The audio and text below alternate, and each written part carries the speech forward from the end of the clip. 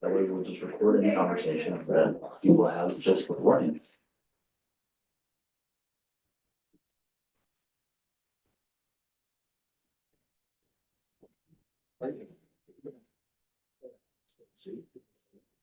Morning. The chair get excited. No, it's my reminder. Oh.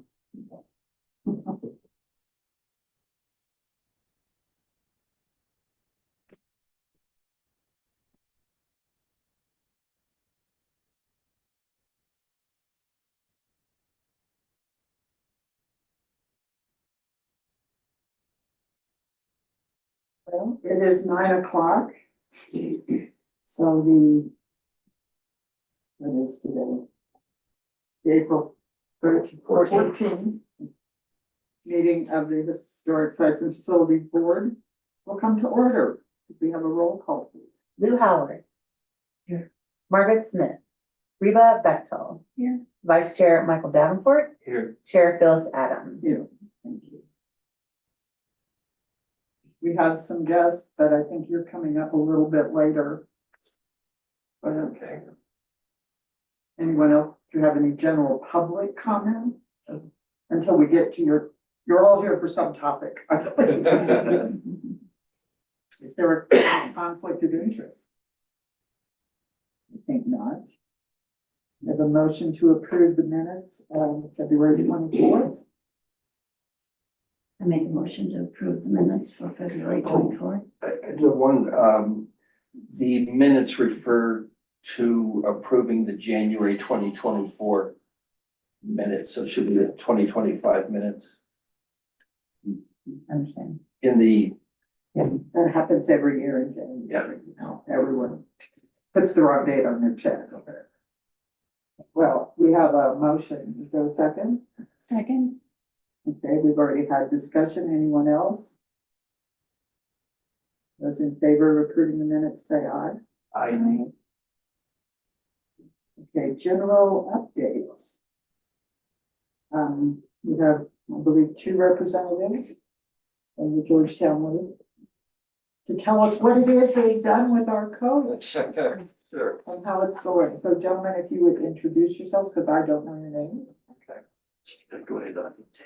okay, Yes, you can sit at the table. very good, thank you. I'm Mark Grable, and I'm with the operating company for the Georgetown Loop. And I'm Phil Johnson with the operating company of the Georgetown Historic Rail Adventures. That's right, Historic Rail Adventures. And Phil was the superintendent, and he's the project manager on the coach now.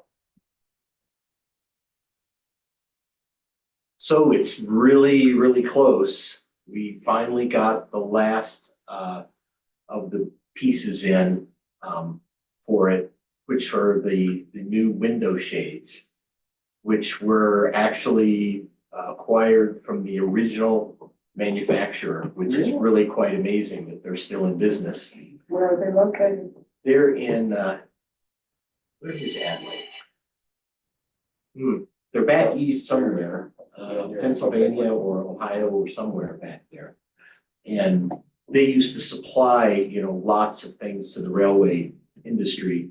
And it was a very big company. Now it's a very small family-owned company, but they still make the pieces and the parts. So it's really quite amazing that you're actually able to get that stuff. In other projects I've worked on, especially with window shades, for some reason, getting the right materials and getting it put together properly is very challenging because it has 2 different fabrics on it, like a vinyl fabric on one side and a fabric on the inside, and they're bonded together. And then it's on a roller with all that. So those are going in. As soon as those are in, the all new windows go in. And then we also received the completely refurbished coach lamps, which are really, really beautiful. I don't know if you can call up some of those pictures that I sent for. He emailed them. to all of Great, us. perfect, yeah. So the light was sitting on the floor. The but you can lamps were still upside check. down, Yes. sitting on the Yes, floor. but you can That was still just go. before the company that restored them shipped them to us. And those will probably be the last things to go in. And then there's some painting and about, 1,000 other little different incredibly minor details to finish up.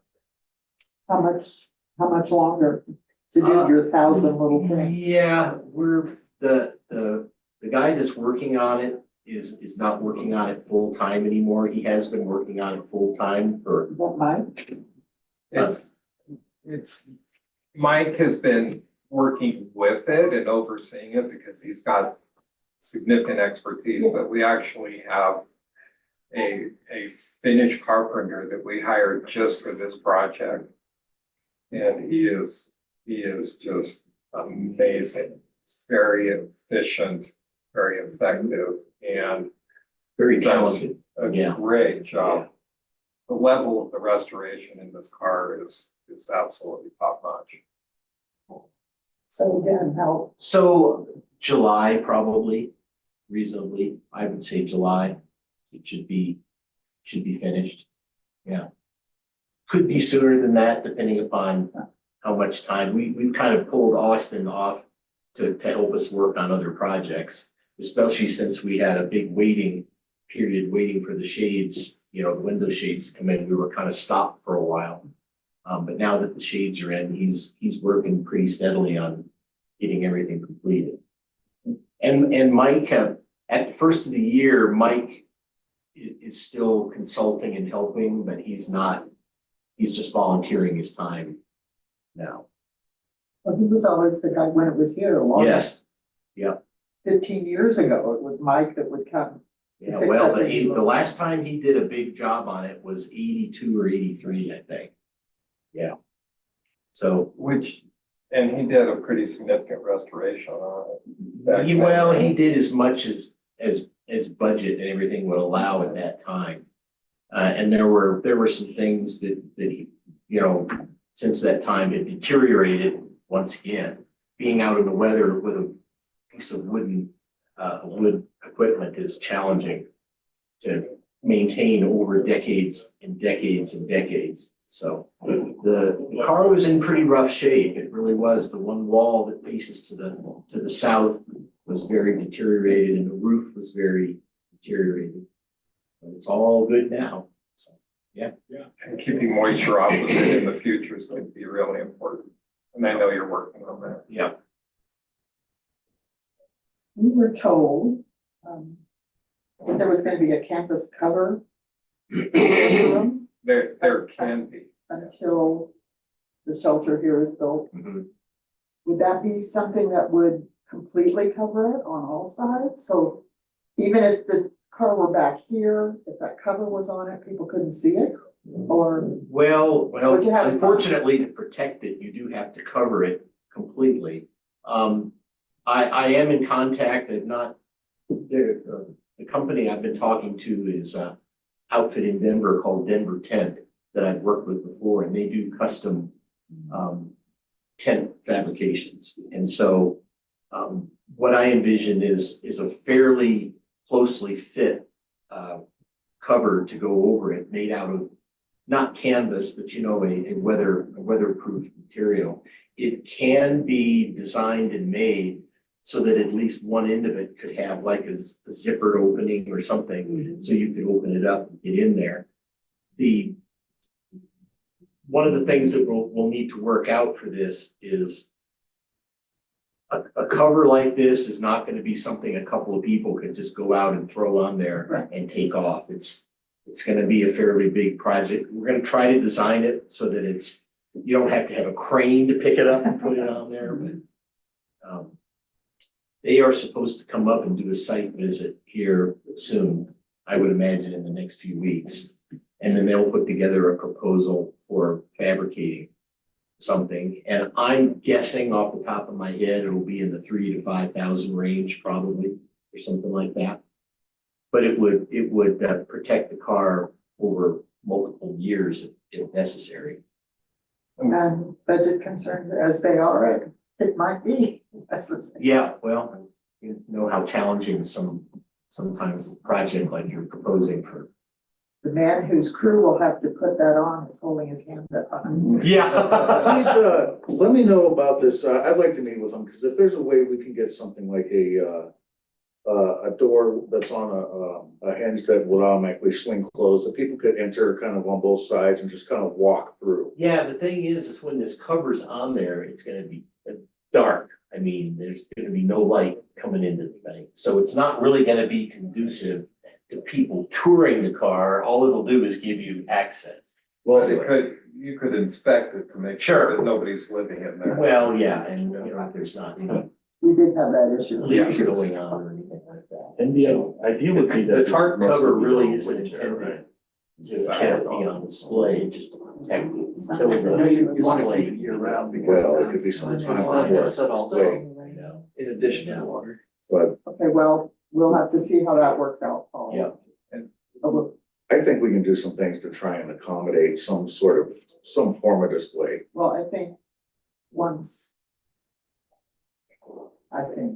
I would hope, let me put it that way, that once all your work is done and we're ready to get this thing, the decision could be made about whether it stays in your yard, the sort of in blind storage, in which case it wouldn't matter, Mhm. or whether it can come back home and there could be an opening, not so much so people could tour it, but at least see it. I mean, when it was taken away, there was supposed to be signage put up explaining what happened to that car. That never happened. So if it's back, we don't want it sitting there completely covered in this material. Mhm. And it's not incredibly critical that it never gets rained on. No. So, but what we're suggesting is that when the car is completed in this summer, we have some kind of an event with Idaho Springs. So you can come up, see it, perhaps ride in it, have a meeting or two in it, whatever you would like to do with it. And then when we transition into the fall and the winter, then that's when that cover would come So in. you're foreseeing it staying at your facility and not coming back here. That's your decision. But based on Because- what you just said, Well, I mean, at least for the first month or two, from a space point of view, we'd love to see it come back here. And I have a business in Idaho Springs. So we understand how important the car is. But at the same time, we're happy to work with you. And if you're not ready for it, we can make some storage space. So that would it's, be a decision that ultimately would have to be made by council, but hopefully with input from this board. And are you suggesting you're gonna run it this summer then? It's gonna, if you would like to, it's your car, you decide what you want to do with it. It has been Right. restored to fully operational condition. And I mean, as a person who's got a strong Idaho Springs interest, I think it would be phenomenal to do something with the car that promotes Idaho Springs. And the fact that you spent this money and you're interested in the restoration. Well, again, those decisions would be made by council, but hopefully there would be some weight given to the input from this board. You've done your thing or are almost through, I Mhm, guess, yeah. doing your Yeah. thing. Oh, Sorry, one more question. You guys had mentioned something about there was two other cars that were similar to this one, or the same design as this one. And you made mention of maybe trying to get all those cars together. Have you furthered that discussion with the other owners, or? We have not recently. Okay, It would certainly take a little work to get the other coach and then the RPO up and going. But boy, would that be an incredible thing to see. It would. Because those cars haven't run together in not quite 100 years, but almost. 39 or 40, 1939 or 40, yeah. okay. Well, does anyone else on the board have questions for our loop visitors? Well, thank you very much. Sure. This is a- And this, I think you'll be very happy with it. I hope so. It's this restoration, because of the way we've approached it and the volunteers that we've had work on it, is about $200,000 less than anything else in the industry, so. And I have been keeping not a really accurate tally, but kind of a general idea is over the course of the project, we probably have somewhere around 2,000 to 2,500 hours of volunteer time, people who are volunteered to work on the project. Yeah, so that's pretty significant. It's huge. And several of the people who volunteered have been very skilled and talented and have done That's very, one thing. for instance, all the windows were built by volunteer. It's one thing for people to volunteer, it's another thing for them to know what they need. Exactly, very, very It may be worth discussing in a future meeting, some way of recognizing the people who Well, done this. yes. That would be very kind. I Yes, know Well, they would. and they I'm would sure you can appreciate put- it, yeah. if that comes about, or whether it's done separately or it's just part of the reveal, if you will. I'm sure you could provide a list. So, Gladly. thank you so much for Thank for you, we coming down appreciate to it. snowy Idaho Springs. You all have snow up there too? Oh, yeah, I'm sure. Yeah. I'm sure. I came up from Golden. And I There was a little snow down there. I came up from Evergreen, Yeah. there's about an inch. Well, good travel, Andy's- safe travels, Thank Andy's you. got a question. yeah? This might be a good time to just touch on the locomotive, the engine, while they're here, because that would be the next thing we want to try to get, restored. So, Mark, I don't know if you might want to just say a few words about that and what that might involve, what that might look Sure. like. Is that something you, at one time, we were under the impression that wasn't something the loop was equipped to do? Was Oh, that We're incorrect? definitely equipped to do it, and we're happy to do it. The only thing that we wouldn't do would be the asbestos. That would Mitigation. have to be done here before it's moved. Well, and then you need to discuss what kind of a restoration you want. Well, If it's a cosmetic restoration, in other words, to yes, just make it or look to make it nice. run. That work, it doesn't need to be moved for that work to be done, because moving it is a significant Oh, yeah. expense. And so it's like, well, don't move it and use that money to actually get the work done. If you want it to operate, that's a different story, and that's a whole, Then council would be involved, yeah, if for no other reason that it would be significantly more money. yet very much significantly more money. But our function is to recommend. Mm-hmm. We can't approve or deny. And there's a railroad museum in Nevada that's been working on restoring an engine. It's a much larger steam engine, but I believe that's $1 billion project to make it running. If you want it to operate, it's gonna at least be that. It's Could be even more. $1 million to $1.5 million to make it operable. So if we, presuming based on the number that was just thrown out, council didn't care if it was operational or not. The work could all be done here. I would know a say, lot of I would it, say like, yes. And the woodwork, I don't know if we want to hold the cab or not, but You probably would. so we might pull the cab off and take it out there. And after we get done with the coach project, we'd be ready to do the cab pretty quickly. I'm not sure if the city would be financially, but yeah. And, Mhm. and it's, that part of it wouldn't be a gigantic amount of money. We'd have to look at it a little more closely. But I think probably the most expensive part is gonna be the asbestos mitigation. Yeah, because you have to get Yes. a licensed Yes. contractor in to We're do aware. that work. Yeah. Yes. But after that, the painting and repairing the cab isn't a lot of money. So, yeah. And does the asbestos have to be done to take the cab off? It does not. No. But you really want to have the asbestos done probably pretty much first thing. Because it is such an issue and, That's what we've always. yeah, yeah. Yes. And it's going to be better for the engine to have that asbestos off of it. Mhm. Okay, well, thank you, gentlemen. Sure. Thank you for having us. In connection with that, I had asked our good friend Dylan to dig into the city records and find out how much we've spent. Sure, well, the work invoiced to date, and you confirm that with these two gentlemen, would be basically 323,287 plus an approval to spend another 36,000. But I believe you said when we spoke last week, that there's probably another 88,000 is what I put in my notes to Correct. fully complete the project. So about 410,000 or so total anticipated cost. Just so that we are aware of the impact on budgets that our recommendations can have. Not finding fault or questioning anything. No, it's important. And how long have you guys been working on it? How many years?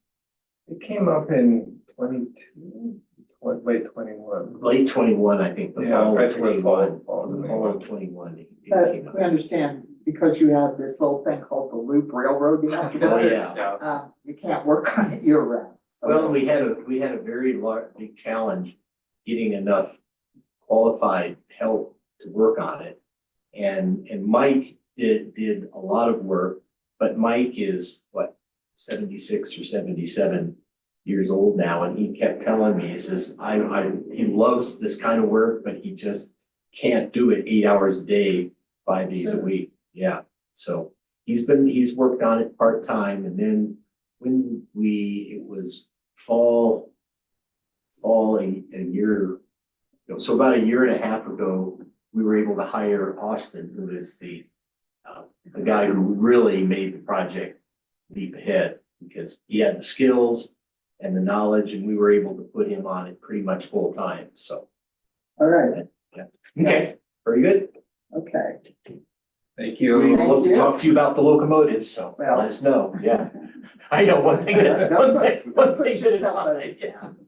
All right, thanks again. Phyllis, would you say for the next meeting, would we want the discussion on next steps for the coach, or do you think wait until it's finished and get an agenda item? Let me think about that. You have any other updates for us? It might be worthwhile just to get a report back, saying like what's going on with the canvas or whatever, if there is any news. If we don't meet for 3 more months, hopefully there'll be some news. Indeed. The other thing to mention is it's not about the train, but instead is just about the Potter House quickly. You had also asked what you thought what the budget was. Budget for my notes is $60,000 for that restoration. And it is underway at our kickoff meeting, I guess it was 2 weeks ago or 3 weeks ago, Andy, and so they're getting started. They're pretty well underway on that one. They have the roof on. I don't know about a floor in there yet, but they've done a lot of work with the mortar and the joints. They were just doing a cleanup last week, after mortar. All right. Now to our business. We have 2 other visitors today. To talk about something that is planned but not ready to go. Libby Kaplan and the library director and Paul Crane, Public Works, so. Tell us what we don't already know. Well, there was some roof leaking that had damaged the interior wall, and we're at a point where that needs to be repaired. The question is what kind of repair are we moving after? Are we moving after a modern repair or trying to restore the lath and plaster that's there? Well, first of all, we were aware of the interior damage. I have to say, I didn't realize it was as extensive. I thought it was just in the upstairs reading room. No, Right it's, under, but your pictures. it's indicate- 2 levels. Yes. It happened last April during that 16-inch snowstorm, so it's 2 inches of snow seems nice compared to that. Actually, in September, we were doing a landscape project and we noticed the brick getting wet and we looked at the gutter, thought it was okay. Which I think was an honest mistake on the maintenance people because it was really hard to see the leak and we didn't know. That was when the kids graffitied the chimney, if you remember that, and the city kindly checked that out while they were cleaning off our chimney from Skate Forever. So when that snowstorm hit though, it was like dripping in right at the right spot and probably damaged the gutter way more than it was actually. Well, we were aware of all this. The repairs, restorations that I understood you were gonna tell us about today are addressed in the plan, but the plan hasn't been adopted. As to the style of repair, we are not particularly involved with interior questions. We may or may not have opinions, but that's more, I would suggest going back to Payne Architects, who were the architects on the restoration initially, and see what you can do. But we were also told, We did have Haynes out. Andy, do you remember which way they wanted to repair it? We just had Haynes come to make sure it wasn't like going in the chimney and it was just the wall space, which it is, but so. the style, my guess would be, knowing the two of them, they'd want to go more of a historic look, so that's kind of beyond us, but this board, or at least I understood, and the rest of you, please jump in if you understood differently. We were aware of this, we were told about how probably climbing up to do the graffiti bent the gutter and knocked some brick loose and that it had done damage inside, but that we should wait for the interior repair until we were sure there was going to be no more water coming in, because all those bricks haven't been repointed. So there's no more water going in, the brick we is need dry, to be sure. right, that's, We wanted to wait, and So is the exterior work finished or is It that still to wasn't, be done? yeah, it didn't have anything to do with anything that, our guys did. There was a lack of flashing behind the guttering that had allowed water to enter there. So, they pulled that corner in the gutter and made some improvements to that underlayment and the flashing back there to prevent the water from being able to run back underneath the roof. Okay, so is the exterior work finished and there's been no further indication of more water coming in? That's where we're at right now, yes. that's correct.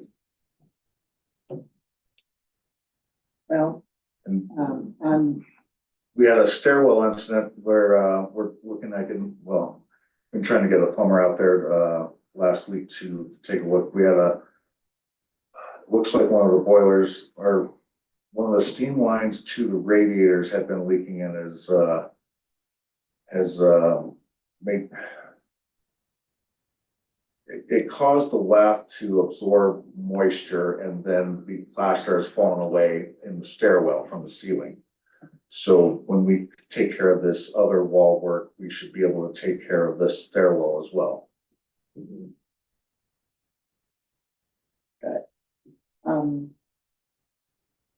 So again, we were aware, I didn't realize how extensive your interior water damage.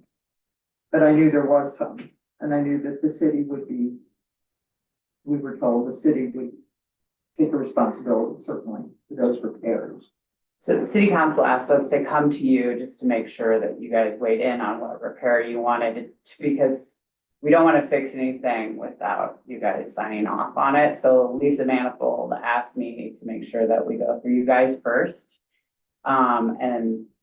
So the ceiling just happened last week. So Oh, that's, so why, we just decided to put it on the agenda here. And it may not be the radiator leaking, it might be condensation because it's been such a weird year with the hot and cold in the wall and there's no venting from the renovation. I don't know, I mean, I'm not an expert in this, I can see that there's some warping and moisture. The building also shifts a little bit, so in that area, because we have the stairwell that the steps are shifting a little bit. And so I don't know, it could just be from the shifting, it could be moisture. I felt like it was moisture, but there. That laugh, it did Well, it have. could be moisture, but the question would be, where is it coming from? As you said, condensation or a Yeah. leak or both. Yeah, the radiator, probably the radiator piping that's in the wall is my assumption is, but it's right next to the wall, so there might be condensation when it gets super hot to the pipe, whatever. Paul has called Milan, we haven't seen him yet, but again, it just happened on Wednesday, so. I don't think the city has any design guidelines for the interior, so probably the most important thing is just that it match the rest of the wall. And that's I why have a question, if you used a different method than the laughing gas, would it last longer? I don't know, I would have to get with an expert on that, but, you know, I don't know why they would pull the lath, but, they would have to pull the rest of the plaster in order to put up a drywall to make, you know, to have match, so you wouldn't have some weird seam in there. Yeah, Well, I'm just when- thinking when to the rest- avoid having to do this every time. when the It's restoration condensation. was done, a lot of that wasn't done, like pulling lath and replacing it with drywall for cost. And we still had, as I hope everyone knows, a very nice interior refinish. And now, these years later, it's happening, but we, Didn't have any say on the. I don't see that this board, I'm surprised that Lisa would tell you. It's a historic facility owned by City of Idaho Springs.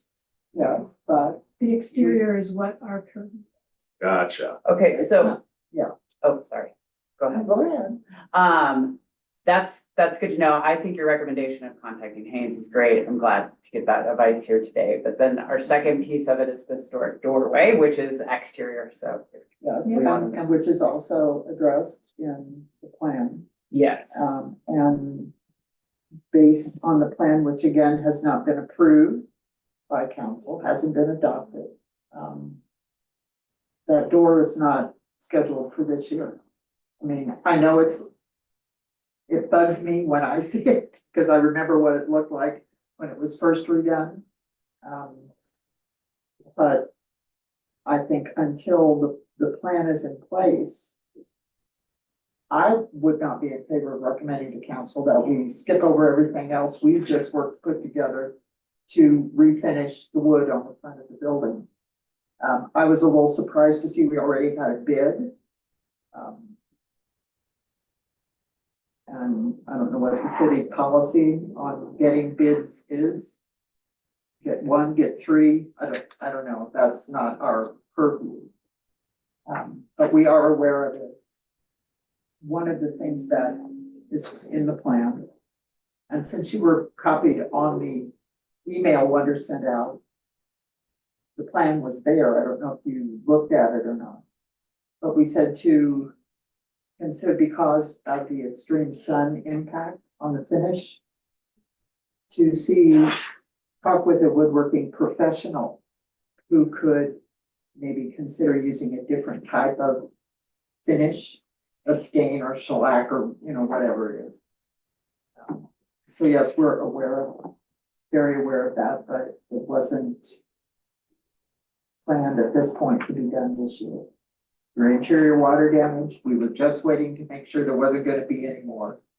And if your bidder would like to hold their bid till 26, if the plan is adopted and it's scheduled for 26, that'd be great.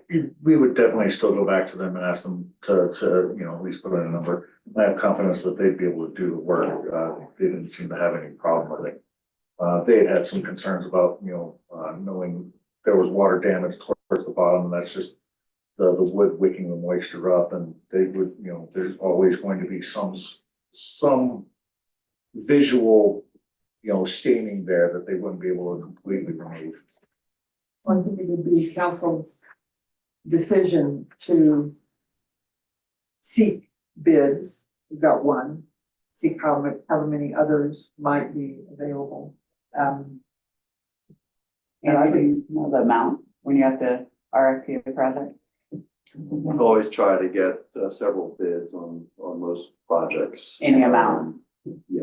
Okay, And Yeah, sometimes you and can't. sometimes that's, yes, not always possible. You just jump ahead and get one and it's not. This was more informational than really going out there looking for an actual contractor yet. This was to, try and get a cost estimate on. Ballpark. Yeah. Okay.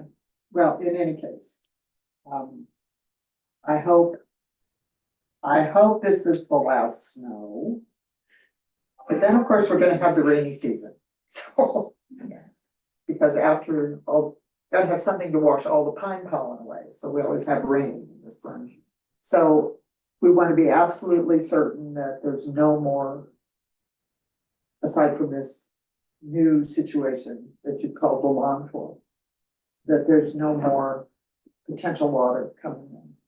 I haven't seen any from that gutter, from that corner of the building. So, and that was all, It was fixed in July 2024. We haven't seen any water stains on the brick since then, so I feel pretty secure in saying that. well, that was why it wasn't then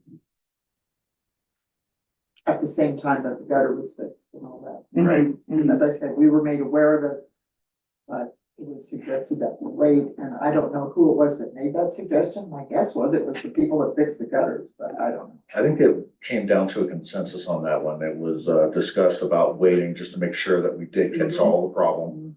That that we didn't have to go further into it, and that was a recommendation from the guys that worked on the gutter as well.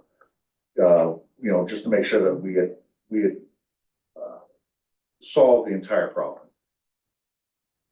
And not have to go back and fix it again. Right. Exactly. So,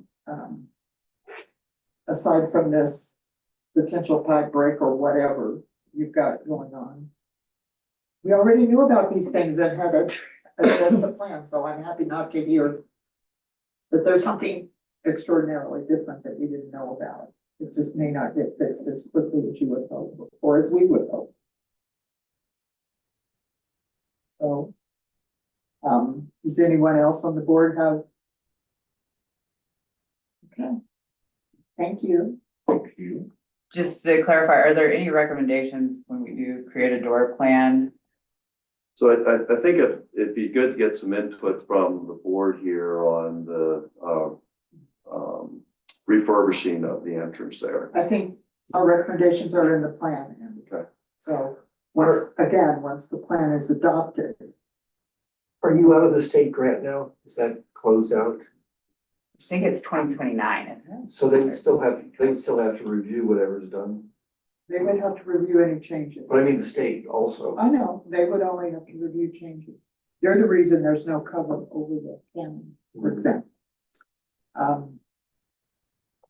But if you're just repairing, same as with HPRC, if you're doing like to like, you don't have to get. So just to refinish the wood, now if we wanted to replace the doors, God forbid, we would have to get state approval, yes. Still under that conservation easement, but I can send him an email. there's no.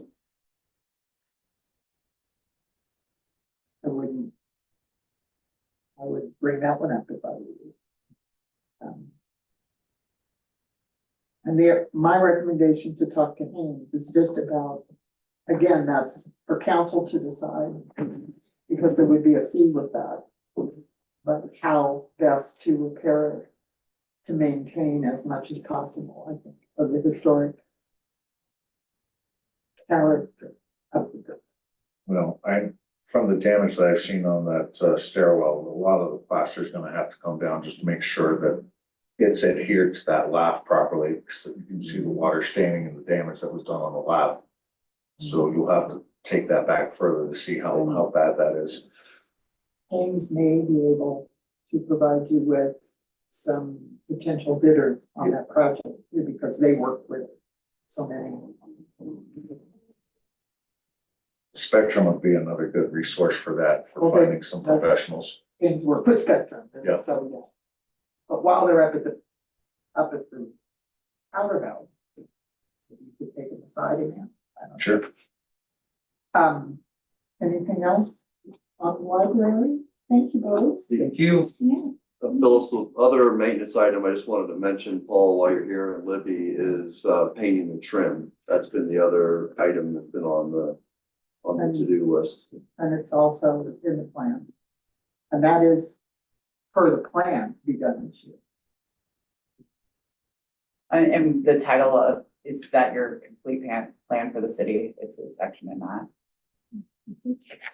Historic sites, facilities preservation plan. Yeah, okay. This It's a piece is, in that. this board put it together. Hopefully it's gonna go to council very soon. Okay, And be approved. And there's a yeah. Thank you. Sorry, I'm new to this. I get it. But then if you go a little further back to the schedule, you can look at the library and read across what's to be done each year. Okay. Perfect. Thank you.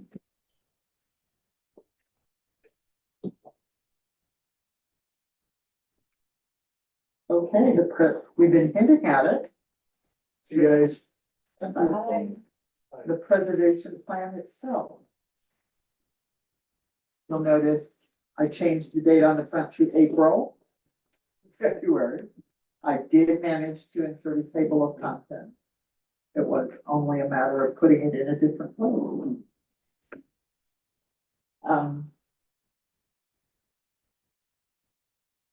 I made the changes that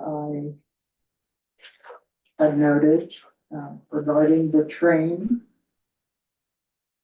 We do have a supplemental page on the train. Mike sent me again the supplemental information he provided, but in his own words, he wasn't sure it should all go in the plan. And in fact, when I read it again, a lot of it was repetitious of what was already in. And most of what wasn't repetitious was more a matter of just making a record of all the steps that have occurred, which isn't necessarily something that needs to be in a plan, but should go somewhere else. So the only supplemental page we have is page 11 for the train.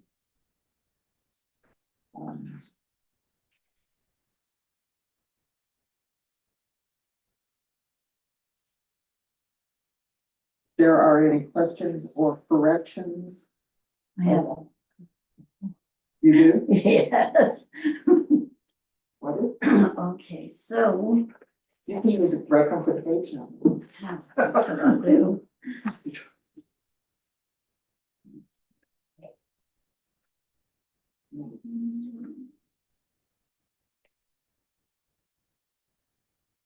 So.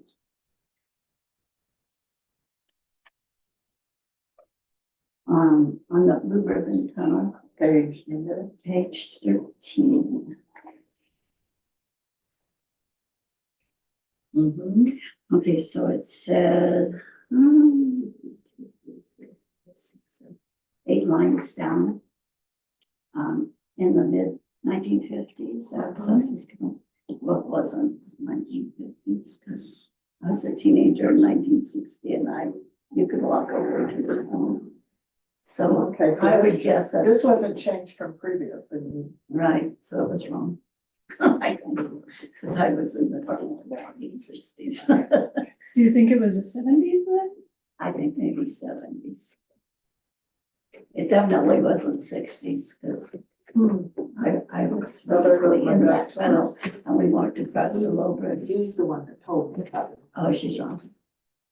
So I would just change it just because this is gonna be probably a permanent document eventually, right? Yeah, Okay, I'm guessing 1970s. it would have been, Okay, didn't know. touch that. it's before. minor, but. Oh, while we're doing it, Yeah, that's what I figured. that's an easy fix. Okay, and then. Rastas, Rastra, Rastra, page, the page 18. The first line, it says that it sits on the north side, isn't it, the south side? Yeah. Because the, no, it's Is it southeast. yeah, sort of I know, southwest but corner of I'm of just the saying, library. it should be on Yeah. the south side, not the north side. You didn't read this before, did you? No, I told him I read my part and then yesterday I went through it and I thought, oh. And then, the next page 19 on the canon, so then it should be the Civil War era replica, so it's on the southeast, not the northeast.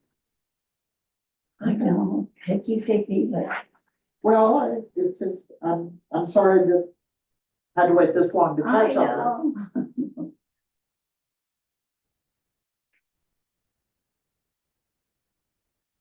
I guess I'm a little disappointed nobody else caught those things. North Didn't and south. bother to consider it. And then on page 20, last one. Third line, in honor of local soldiers who lost their lives in the war. I think it should just say World War II veterans, because I don't even know if any of our soldiers lost their lives. And what the names that are on there are veterans. So they could have even served not on the battlefield. Those names are veterans. So I think they didn't lose their, I don't They think. didn't die during the war, you mean they died since the war ended? Is that what you mean? No, what I'm saying is those names on there are veterans. Which means Those they names are served. not people who lost their life fighting World War II. Correct, they didn't die during the war. They did not die during the war, and that's why there's a few that are added, because they have since died. Correct, yeah. So, They're all World War II veterans. They're all still World War II veterans. but they're World War II veterans. So they may not have even been on the battlefield, that's what I'm saying, because Who served. if you're a veteran, if you served during that time. You're a veteran if you serve, period. That's right. So you would say in honor of local soldiers, period? Of World War II veterans. I would even say soldiers, because they don't have to be soldiers to be veterans. And they're veterans. Hold on. I think that might be going a little far. The point is. Well, my husband is in that situation. So.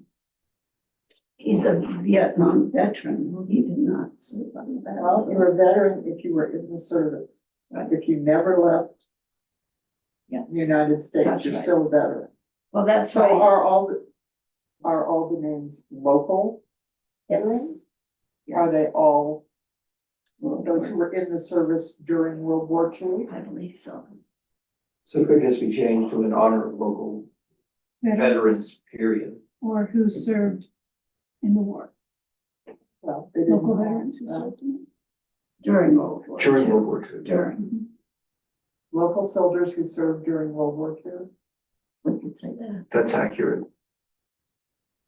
Did you get what I say? Mhm. Because I don't even know that we lost anybody from here.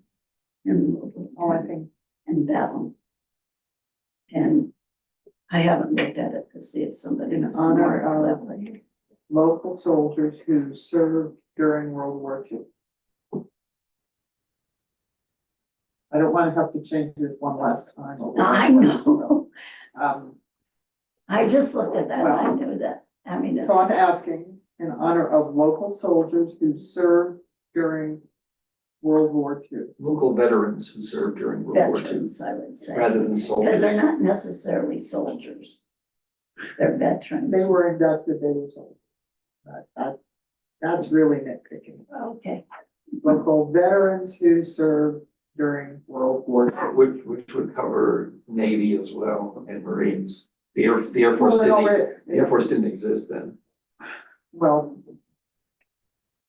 I also should note on the first line, it also says north side of the grounds. It's- okay, I was consistent. and then we're, Yeah, on yeah, page and also 20, we need yeah. a south It says side. north. So. Yeah, I should say south. right. I It's just know, those don't ask three me. that are what extra it is. at the end of the memorial, Well, but it was consistent, yeah. Well, and if those are the only changes, I think. Yeah, they're it would be minor. Appropriate to, And send it back to you. and I think it would still be potentially appropriate if we were ready to Yes. take action with the Mhm. changes that As noted amended. during the meeting as amended, yeah. So, I'm writing this down. Because after it goes to council, I don't want to hear from Larry that I missed the word. Well, I would still say veterans, not soldiers, Well, but, that's what I've written down, okay. so, and it's in ink, so I can't check. So, That's it, Lou? That's all you got? Yeah, sitting enough. Yeah, that's good. all right, so we have 5 changes. Most have to do with direction. And then the one we just spent a lot of time on. So this can go to council I in think 2 we could weeks, have it on for the 28th, right? You saying? 2 weeks. April 28th is next regular meeting, so. As long as, So is there a motion to approve this plan and send it to city council? I move. Second? Second, All right, motion is to approve the plan as amended and to send it to city council. Those in favor? Aye. Aye. Okay. That's done. Sorry. No, you're not. Don't make it worse by saying you're sorry. Well, No, I'm it's sorry fine. that you have to change it. No, I just But I wish it had felt- been considered. After I read it, I just said, I should say. And overall, it's a good document. It's, I think, a much more usable document than. And its predecessor? Yes. And it is historical, what we do. So, Okay, the next thing is to talk about signage. Now, I want to hear what everyone thinks, but it does seem to me that the first signs are going to be needed at the powder house because it's done. And I also think there needs to be a directional sign. You know, historic site with an arrow or something. Along Soda Creek Road. If the idea, as we sort of unofficially discussed, is to see is there really enough traffic to justify creating the little park that was in the original plans, then we have to tell people how to get there. If we don't put the directional sign out, then I can pretty much guarantee you there's not gonna be much traffic. And I think it's also important to consider what's gonna be the cost of maintaining a remote location like that. Well, we have, Because of trash and potential Yeah, we need to- vandalism. we need to know if there's enough traffic to even justify it, and then part of the discussion will be what you just said. The other signs, many of the properties have the brass plaques with information on them. The Steep Canyon statue has informational signage. It may be that those signs say everything we would otherwise put on it. And so perhaps we need just a sign to note that City Hall is a Idaho Springs historic site. And the hose houses are historic sites. Maybe that's all we need, but we need to look at those signs. And I had hoped prior to today's meeting, and then of course, I couldn't have done it because my printer was misbehaving all weekend. I wanted to go around and take a picture of every one of the plaques so that everyone could read them. I have them, but they're on my computer at home. All of them, Mhm. but to see what's there, do we need to add anything? Would we want to add anything? And then things of course like, well, and there's signage over at the water wheel. That's another one. We need to look at what's there and decide. But then the Blue Ribbon Tunnel doesn't have anything. The train doesn't have anything, but until the protective structure is built with its walkway where we could hang these signs. I mean, I think we could already come up with the wording and that sort of stuff, but it's really kind of vague and I'm not sure the best way to move forward. I mean, I don't think it's going to be very helpful to sit in a meeting like this and talk about what what this property sign should say and what that property sign should say, so would you think we might divide them up the way we did for the plan, or how do you propose that we address this? I want to hear from all of you. I think dividing them up the way they were done before by us makes sense, since each of us has familiarity with those particular, a reasoned familiarity with those. And then in terms of text, there already is that background information that's at the beginning of each page or each property, in terms of, that would seem to be the text to work with, or. Well, hopefully to edit down, but yes, Yeah, not talking about reinventing the wheel, Right. just. I have a subscription to a site called Historic Funding. They actually have there's two entities that actually do make grants just on signs. Surprisingly, one is the Daughters of American Revolution. They say any historic period. But one of the two sites had, their limitation on one particular site, just as an example, is they say 5 lines of text and then a credit as being what their policy has been in terms of when they make grants. Credit. Acknowledging who provided the money for it, for the sign. Another option to think about on these signs, because we are in the age of these things, is to, what's the term for it again? QR code. QR code. This thing, you know, you take your camera. Yeah, it's a QR code. QR. Yeah, I don't use them, so I don't. But adding a QR code so that people could have the information maybe to take with them if they were that interested. Well, what about you two? Well, you know, we've actually got all of our text done now for the walking tour. So we've really reviewed all of these plaques. And they seem to all be correct to us. Well, I don't, And they pretty, I mean, if you read the one out here, it pretty much tells you what we need to know about this building. And I was here a couple of days ago, and it was great because this couple came tromping up, and I thought, oh, I don't recognize them. They came up to read that sign. And so they're very interested in all of it. So they do read those brass plaques. But I don't know. The train, there is a little sign out there, but it's a very sad little sign. I know. But I don't know if we can do more brass plaques to match. Do you know when the brass plaques were put up? Pardon me? Do you know when they were put up? And the historic district was formed. It was after that. And That's what prompted it. right, was the and so early- what the Early historic, 90s.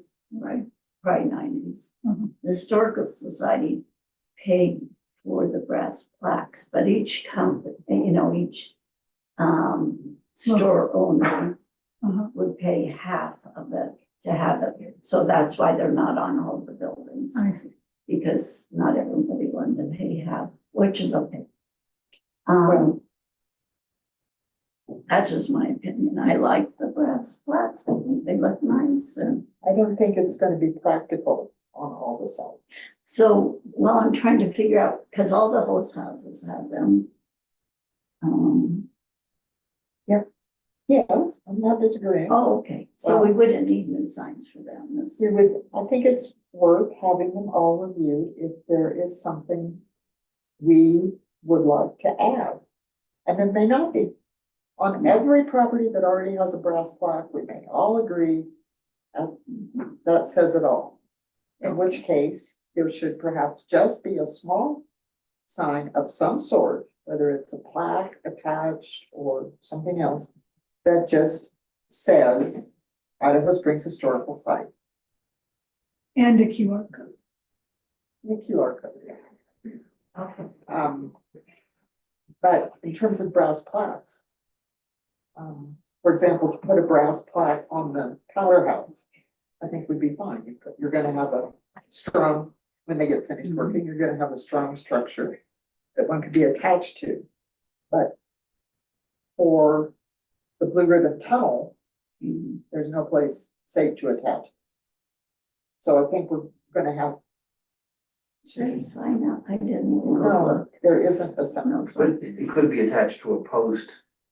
Yes, but to hold up a brass plaque, You could get a Well- post strong enough to hold the brass pad.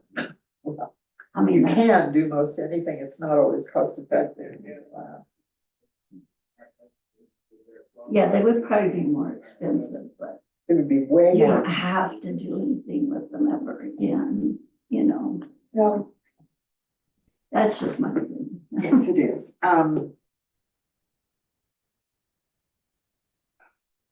So do we want to divide the properties up?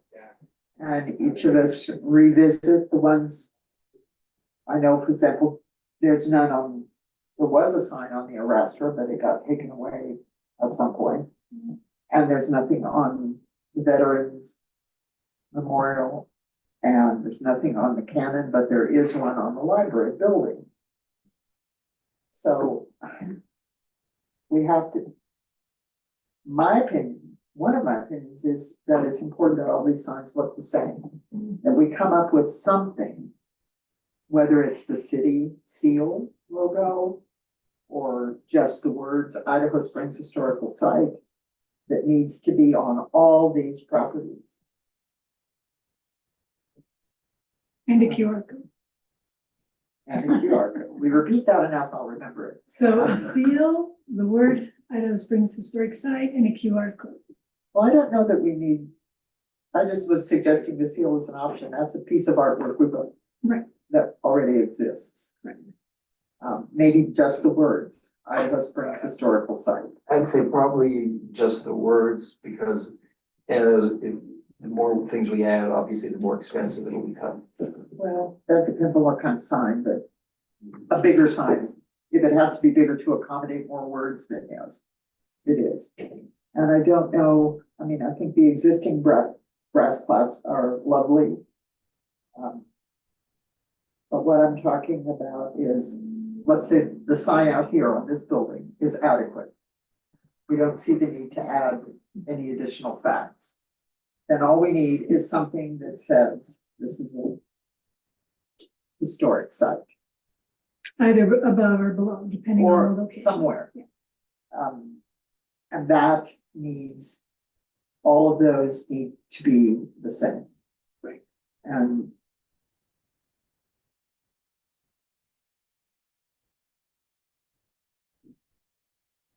has the city done? I think my answer is gonna be no. Have you had occasion to order any brass plaques? Do you? I just purchased some for the recognition wall out here, actually. But those are kind of flat. They are flat, Yeah. So, flat and shiny. That's my only experience Yeah, with and them. I ordered one and we put it up at the shelter. And I ordered it from a company out of state. well, I the didn't last think one it I was really totally unreasonable. Macy Ruth Mill Park, I ordered the one for that, but that was time ago. Were those raised? Did they have the, Yes, yours is too, Lou? Pardon me? Has a raised? Yeah. Wording? Okay. so if we, depending on what kind of sign we decide we want to go with, then it may impact in a minor way the design for the train shelter. Because I didn't see in the brief glance I took of the plans that were presented, and I know those were not approved and those aren't necessarily the final plans. I didn't see anything substantial enough to attach a brass plaque to that wouldn't look silly. I mean, something this wide attached to something this wide doesn't, aesthetically doesn't seem to work, in my opinion. So I'm not arguing for one or the other, I'm just saying I think we would be well advised to come up with either wording for a sign or the decision that what is already there is adequate, as the case may be. In which case, we may be talking about two kinds of signs. One is to finish out any place that doesn't have a plaque, to provide plaques. And then a sign saying Idaho Springs Historic Site as a separate sign. That would go at all sites as well. Could be.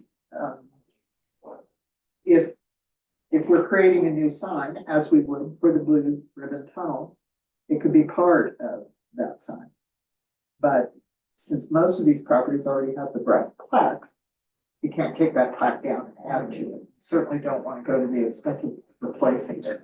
Right, and in trying to have them all be consistent in design, it would be simpler if that was a second sign rather than on some plaques, but not most of the plaques.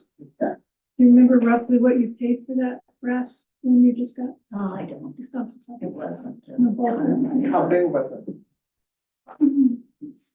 Of the size of, close to the size. It's smaller than these, but.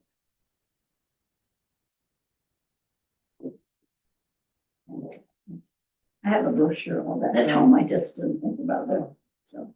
Well,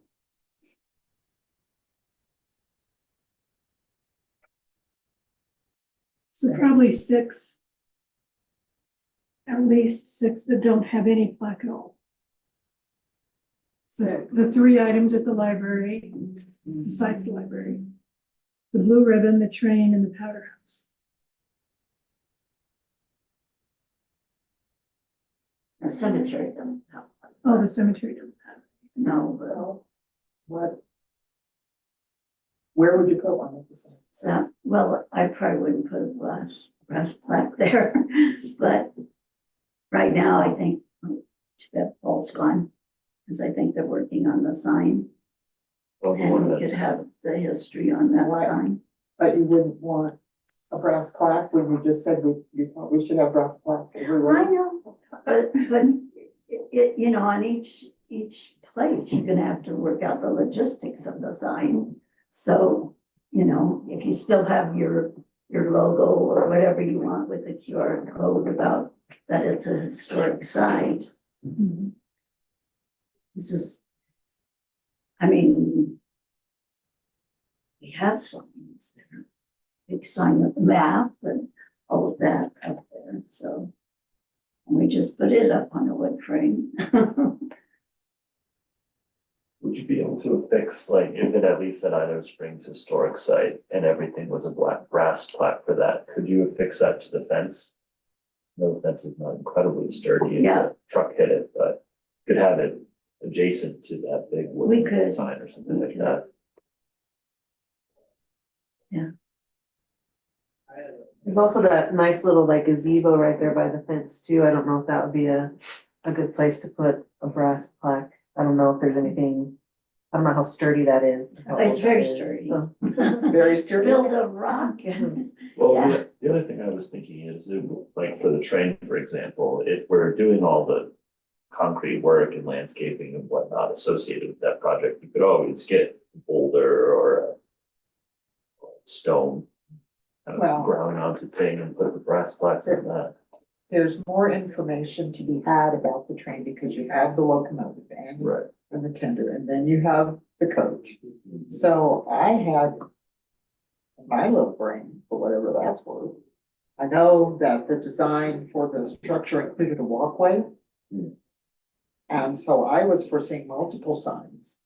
Right. So that while you were standing by the locomotive, the sign there would talk about the locomotive, and you walk a little further down and the sign would be about the coach, and maybe in the middle would be something about how the train came to be sitting here, you know. So I was seeing multiple signs there. But if we are going to redivide these the way they were divided before, that would be Margaret's input. And I'm a little hesitant to dump this on her when she's not here. I believe she is well again. She said she'd been sick. Um,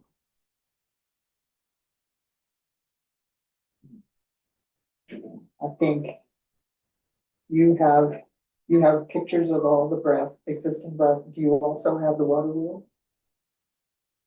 No, So we would need a picture, the water wheel, the signage. I would be happy to go around and, both take pictures of the signs that are existing at the locations that you don't already have. And also then confirm which ones do not have any signage at all. so you want me to just go ahead and email you what I have and then you might take a better picture than I did. I mean, I was just trying to Sure. get the Well, information. That's what we need because you need to be able to read them. Well, yeah, I'm happy to do that and I can have that done this week. It might not be today with the snow, but I'll just hop on my bike one afternoon and just What a guy. ride to town or something. You make me tired. I'd be happy to do Sure. that. So Okay. I'll even just make a, So yeah, if you I'll send you what I have and then you can do whatever you want to. replace her pictures or use her pictures, whatever. And then when you have a complete package, we can send them to all of us. okay, and I'm committed to doing it this week, so. Well, this snow, I'm gonna make a note for Wednesday morning to go because I don't have anything else on Wednesday. it's a good plan. It'll probably be melted by then. It'll just be riding in slush. Yeah, I can always take the car if I have to. I just figure if it's a nice day. It's easier on your bike. 'cause you're- Yes, to get this out of the Honestly, for place. some of them, yeah. Okay, well then, presuming that we all remember which properties we wrote the information for. When we get this, like I said, just if what's on, we don't need to reinvent the wheel, not into creating a ton of little signs all over town either. But if there is something significant missing, or I don't know, I started to say, or if something is incorrect, and I don't know how we go about fixing that if it was. And I think any inaccuracies we'll find will be very minor and not worth sweating over. And then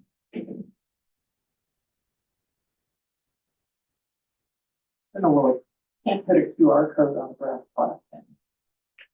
It's an interesting question. It seems like the sort of thing that would be hard to do in brass, like in, Boss or what have you, but. Yeah, I'm trying to think of I guess you could all. Yeah, it's hard because you'd almost have to do it where it's just like a. Paint on it or something, they like affix the graphic, but then the concern with the QR code would also be. What if the website, gets updated at some point in the future, now you have a dead QR code. Is that the way it works though, or can't you just automatically go and update that QR code to have more information whenever you want? I thought so. You That's how I probably- hope it would work, so you could just go, give a whole bunch of background information if you want, and somebody could read it. Right, so I don't know if the QR would change unless you actually changed it. But if Well, you- I mean, like, the QR code has to link to something, like, Mhm. I guess you could have a website where you just. You're not changing the code, you're changing the website. Yeah, the text. Oh, But I'm thinking, let's say it was linked to the city's website and then in 15 years, the city's has to get a new website, then the link, no longer matches. And so the QR code, you'd have I to, think Hmm. you're shaking your head a lot, you have QR codes in Central. we do. But I don't know enough about it. I'm not the person who updates that. But I thought, like Wonder said that. But again, if you change your whole website. Yeah, that would be that kind of thing. Don't they have like in museums, like interactive little QR codes on things? well, so Imagine it would working be like quite that. easy to do. QR codes, the question would be, do you want them permanently on a brass sign? Versus like some other QR code solution So at the If- site. If So we're now- gonna do another little sign that says it's a historic sign. Put maybe your code on there. Mhm. I don't think you're gonna need it in most places anyway, because This is it something we can tells look you into. everything we know Yeah. To just find more information about what can be done.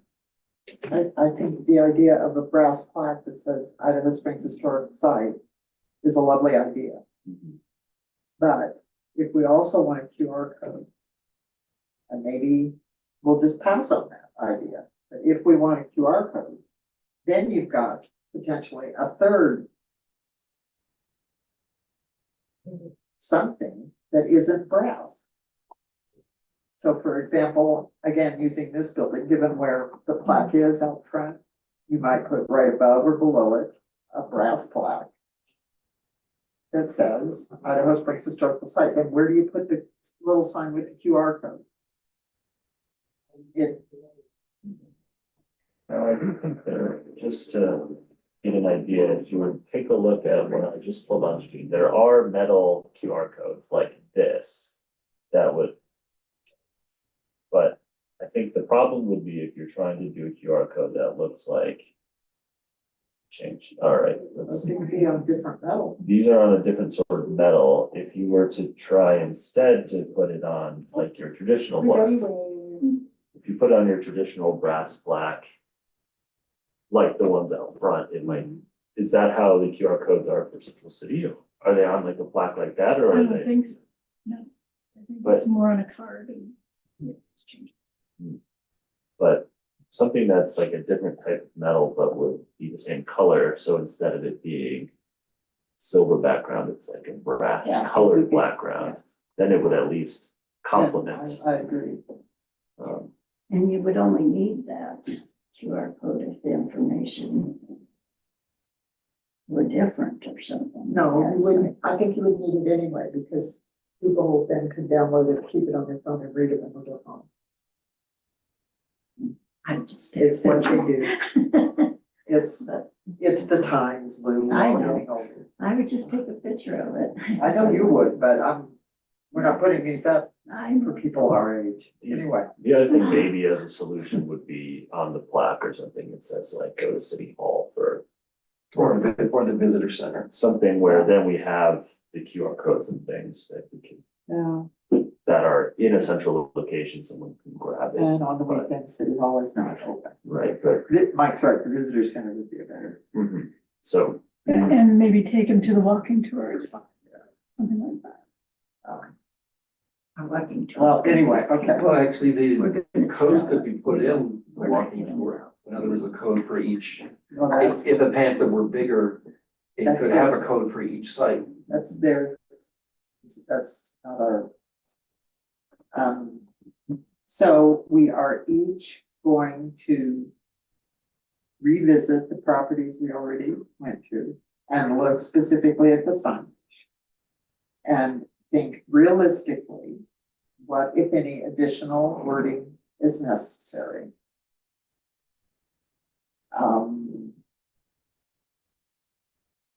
And do we want to say we'll have that in 3 months, which gives everyone time to forget it, or do we want to?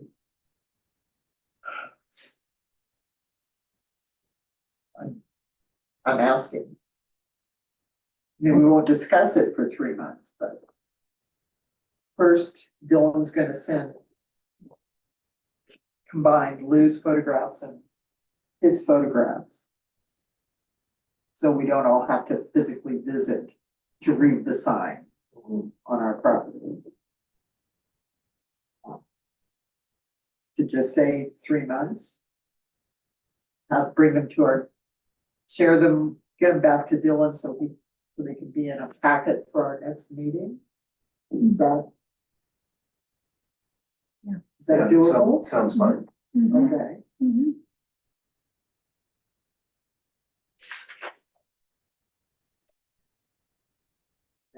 We'll have further discussions, and I will email Margaret.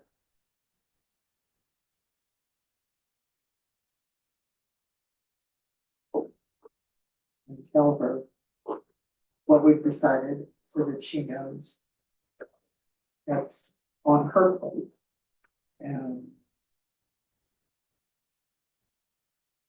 at this point, I would I would like to get a decision made so that we can ask council to at least buy whatever sign is gonna be for the powder mill. And to purchase not an historical style sign, but something to put along the roadway. Well, the next quarterly meeting would be good timing because that's sort of early in the budget schedule, isn't it? Uh, So there would be plenty of time to make a proposal or provide information to city council, since they're just starting their budget process Well- then. What I'm saying, Michael, is that it needs to be up there as soon as that work's done. We're not gonna get any visitors if there isn't directional sign. Except those that stumble upon it by accident. And if there's no sign on the structure. The first time I went up there, it was a multicolored little structure because paintball games had been playing all around. So they're gonna think, oh, this is a great clean target for paintball or something equally in a. But So, it could be a single temporary sign that goes there, rather than having it dictate, rather than deciding more quickly on a sign that will then be on all sites. I don't know what the relative costs. Pluses or minuses are to that. You're right. A lot of things could be done. They aren't necessarily cost effective or something council would agree to. I don't know. Well, I guess that's where we are on the signage plan. Who did the powder? You did. I did. Yeah, I do think.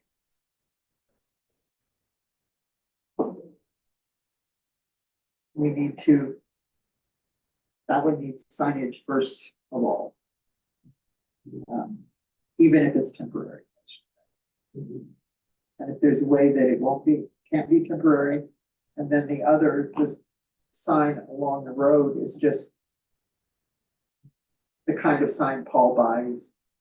From whatever company he buys, the no parking sign and the speed limit signs and all the other miscellaneous signs throughout the city.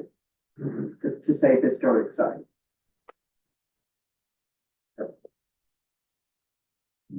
Then I would like to think. I don't know how they would do it.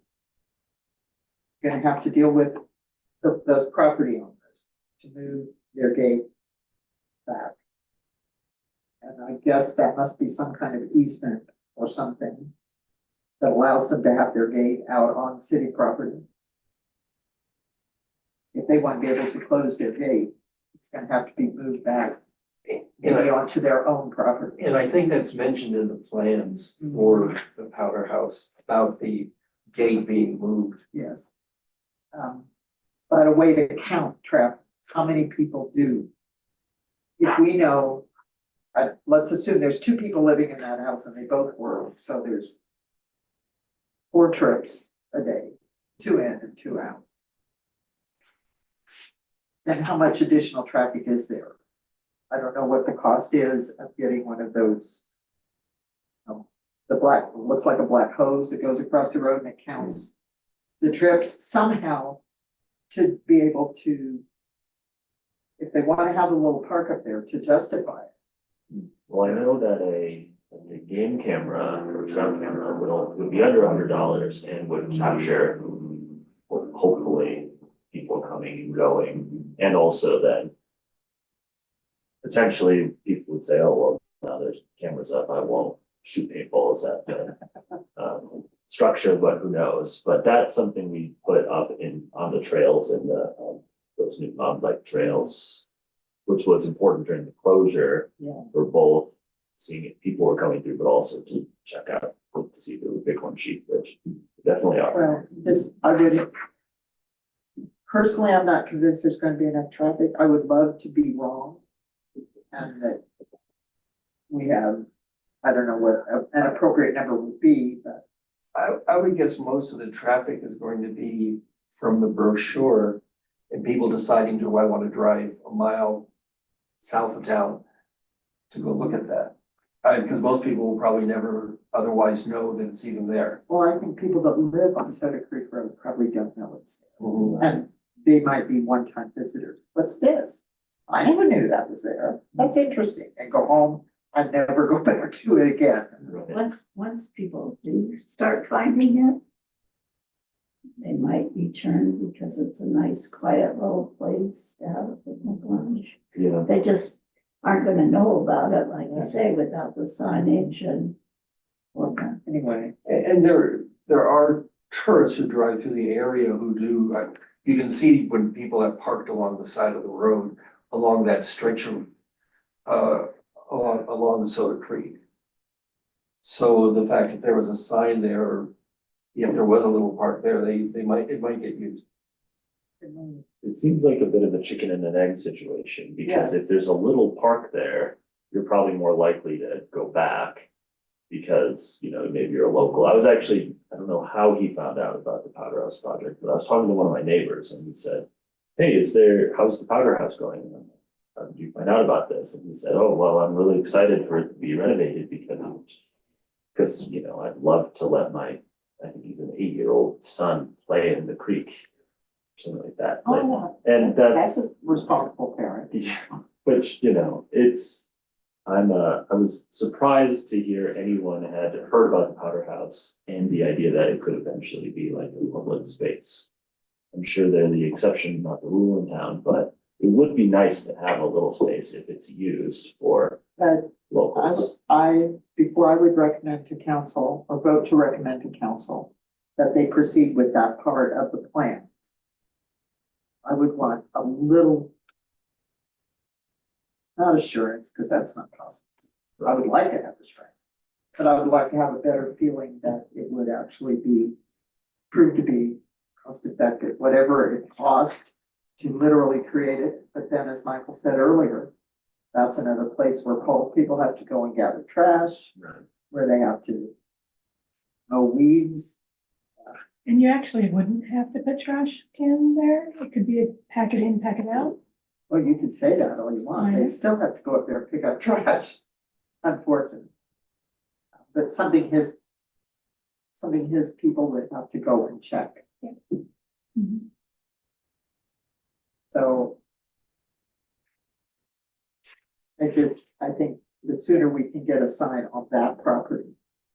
You know, I would like to see signs, of course, on all of the ones that don't have it, and additional signage where needed. But I think that's kind of a priority. Or there will be, I would be disappointed to see council decide, well, it's in the plans, let's go ahead and do this part.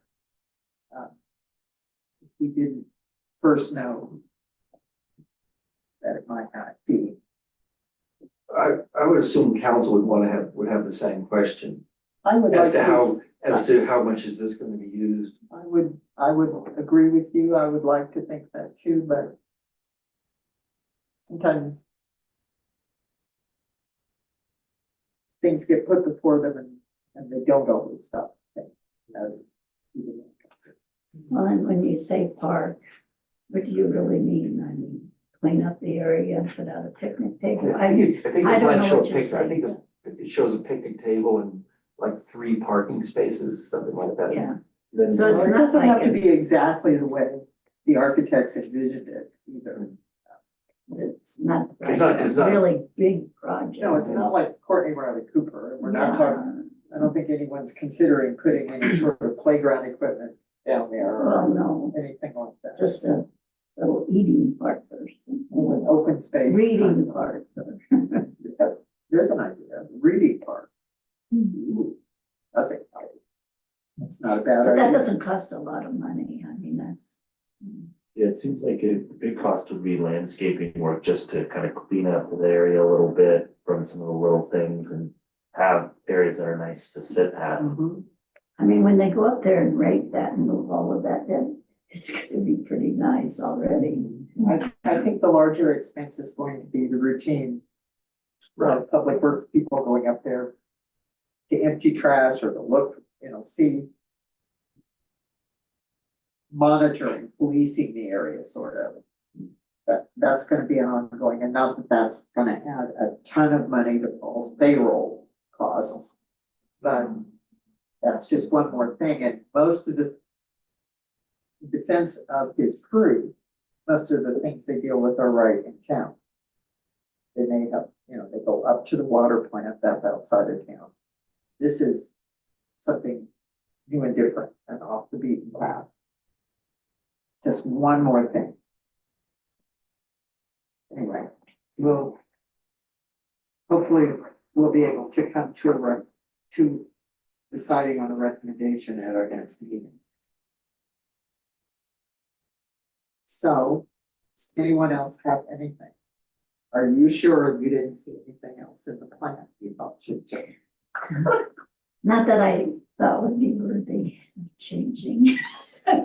Well, I do have, you were talking about a brochure eventually, it's not on here, so I can. And we are doing maps for the, we're not done yet, anyway. This is just kind of a mock-up of the two maps. They're from the old one that was the old brochure or booklet that we put out, but that's you're talking about your walking tour, Historic Society's walking. This is what we're gonna put in our walking tour, but you were talking, read it somewhere, yes. about maybe using our maps for the Well, you brochure said that that you're perhaps gonna. we could share information, and we've done that without the board intending to, with you being involved with both. One, and I mean, we put some different information that's not a conflict with that information, but just different things in the walking brochure that's not necessarily on the plaques, so. Okay, so I have these 5 corrections to make, which I can do when I get home and send it straight away to Dylan so he can get it in the packet. Andy, would that be discussed in the work session before the meeting and Yes. then to be voted on? Yes. Okay, So we should probably vote on it today, right? we did, Okay, we did vote on, okay. yes. That will be the 28th. Be the next meeting. Work sessions start at what time? Probably be 5:30. Any of us who are available might wish to be there. Not a big deal if you don't, but if they're gonna talk about our work, I'd be willing to bet there'll be a couple questions. I will be there. I'll make sure I CC everyone so we can watch or make comment or whatever to that meeting. So, anyone else have anything else? Andy, On the signs, would that work over the next several months also include coming up with wording for the plaques that we don't have, like for the Powder House and the. they need to look at what's there. And if it's adequate, fine, but if it isn't, they'll have to come up with the additional wording we want to see, and where there is nothing. You have to be clever, remembering that you said the one And- company had a limit of 5 lines. Well, that's one of the 2 companies that does sign grants. Wow. That's what they say is just as an example, they say 5 lines and then 1 line to say who provided the grant. We want to be careful not to get too wordy. Because nobody's gonna, if you put a paragraph this long on the sign. And we already have what's in the plan. And as you said, it just needs to be edited down. Yeah, and the keyword is down. Yes. So yeah. That answer for you? Yes, thank you. Okay. Well, if there is nothing else, Is the next meeting of July then? 3 months would be July? Yes. The 14th. 10:33, and the meeting is adjourned. 33. Now it's 34. It was 33 when I said it. Right, agreed, it just changed. I watched it change as I said that out.